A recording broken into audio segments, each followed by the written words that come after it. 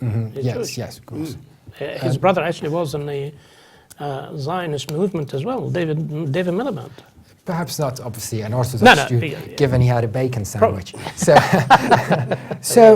And now let's welcome someone from the UK Independence Party into our discussion. I'd like to welcome Mr. Matt Davies from the constituency of Woking. Welcome to Straightforward Levant TV. Hi there.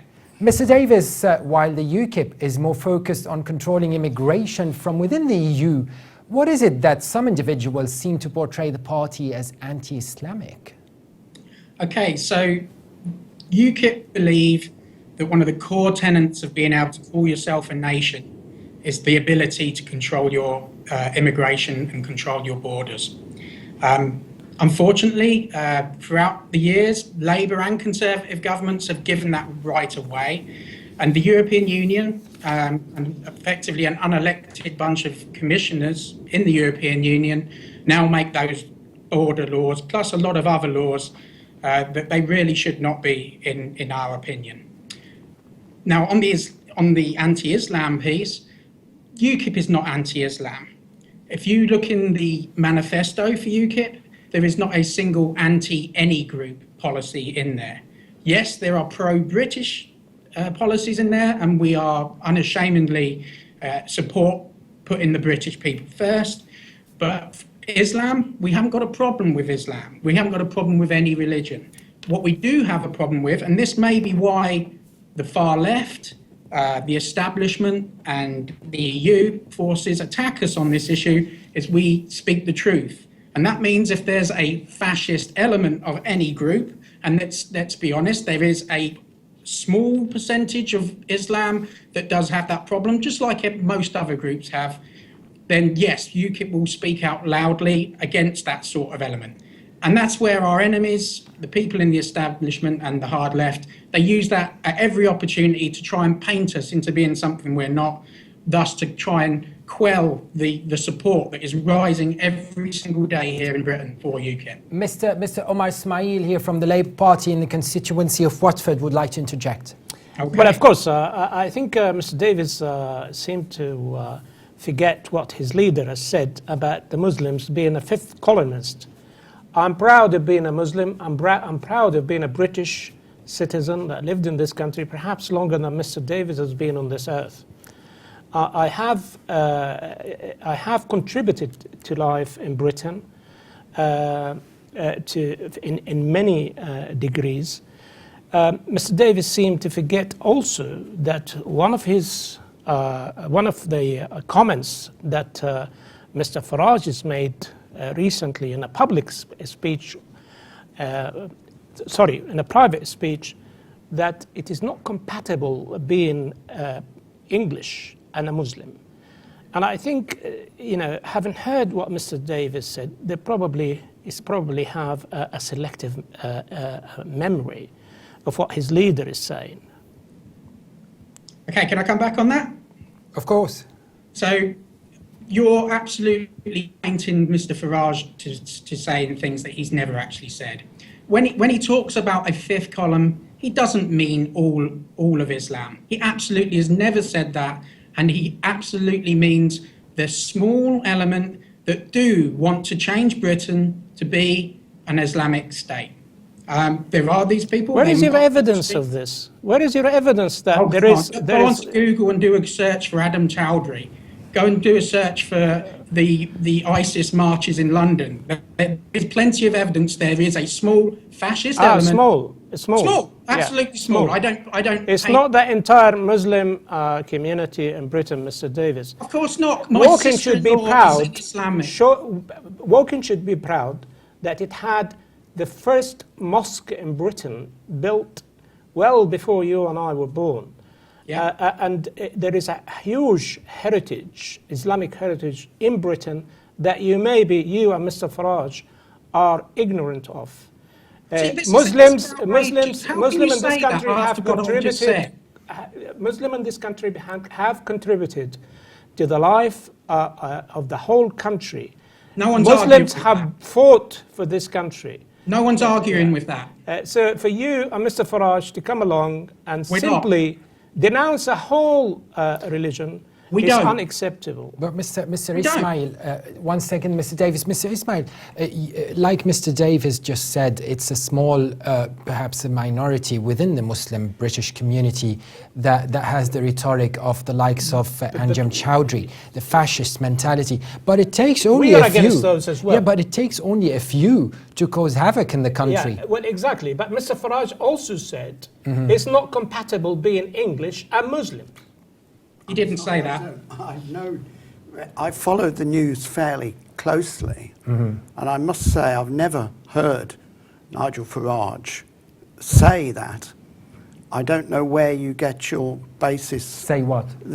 That it's incompatible to be a Muslim and English. That was Mr. Omar Ismail. Yeah. This is the problem with Labour. They are absolutely willing to tell lies to try and further their agenda. They will paint anyone as evil and nasty to try and promote their party, which actually bombed Muslim countries against the people's wishes. Let's not forget that. They actually killed thousands of Muslims, which UKIP was massively against. So it's really hard to take having someone from Labour preaching to us on a basis of lies. Yes, and Mr. Davies, on housing, the UKIP manifesto mentions bringing empty homes back to use in Britain. Now, under the current government, British people in the capital's prime locations are selling the properties because they're tempted by the good offers from foreign buyers, which ends up in a change of demographics, with many properties being vacant and the capital losing its authentic vibe. How is this going to affect British voters this time? Okay, so this is a huge issue in Britain. People in this country have always had the right and the aspiration to own their own homes. Right now, because of the unlimited mass immigration that the EU has imposed on us, we have a net immigration flow of what's been reported as 300,000 per year. That has pushed up prices because these people have to live somewhere. And there's a massive need to, one, stop allowing mass immigration, thus cutting the demand, and two, then address the supply side as well. So UKIP has got a number of policies to do both. Obviously, getting control of our borders back will help us make sure we have reasonable levels of immigration, positive immigration like we've always had in Britain, and we actually do like and enjoy having new people come and give us their cultural input. What we also will do is we will stop people being able to buy homes from abroad when the schemes that they're buying them from are things like housing association sales and right to buy. Those schemes were for British people to own their own homes, not for people to make a fast buck. On top of that, one more thing, UKIP will also look at all of these empty properties that are in the country. There are a lot of empty properties where very rich, wealthy people from abroad have bought them up and are using them to just make money off of the insane house price inflation caused by mass immigration. Obviously, cutting the mass immigration will stop that massive inflation back to normal levels, but we will also have a situation where if homes are left empty for more than 2 years, then UKIP will look to, and it says this in the manifesto, will look to increasing the taxation on those. So people who are buying them simply to make a fast buck, it will become less of an incentive. Plus, we will use any money used from that to help build housing stock on brownfield sites so that British people once again can own homes. Mr. Davies, when it comes back to EU migration and the referendum that is almost promised by the current Prime Minister, should he win another term in government, do you think there will be a referendum under the current Conservative rule? Now, unfortunately, the Conservatives have got a lot of form in this area. They lied us into the EU in the first place by telling us we wouldn't lose sovereignty, and that's absolutely happened. But successive Conservative governments have promised the referendums. They promised us one on Lisbon. He said he would not let it lie if the Lisbon Treaty went through, and he let it lie completely. Also, if we look at the state of this election, everybody knows there's not going to be a majority. The Conservatives have got absolutely no hope in hell of getting a majority.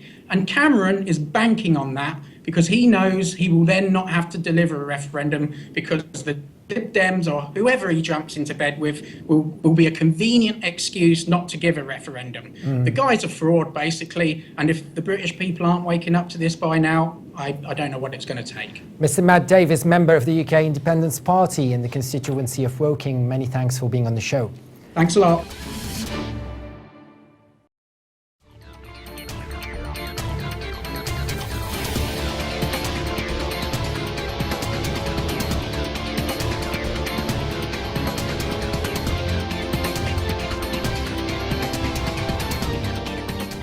UKIP believe that one of the core tenets of being able to call yourself a nation is the ability to control your immigration and control your borders. Unfortunately, throughout the years, Labour and Conservative governments have given that right away, and the European Union and effectively an unelected bunch of commissioners in the European Union now make those border laws, plus a lot of other laws.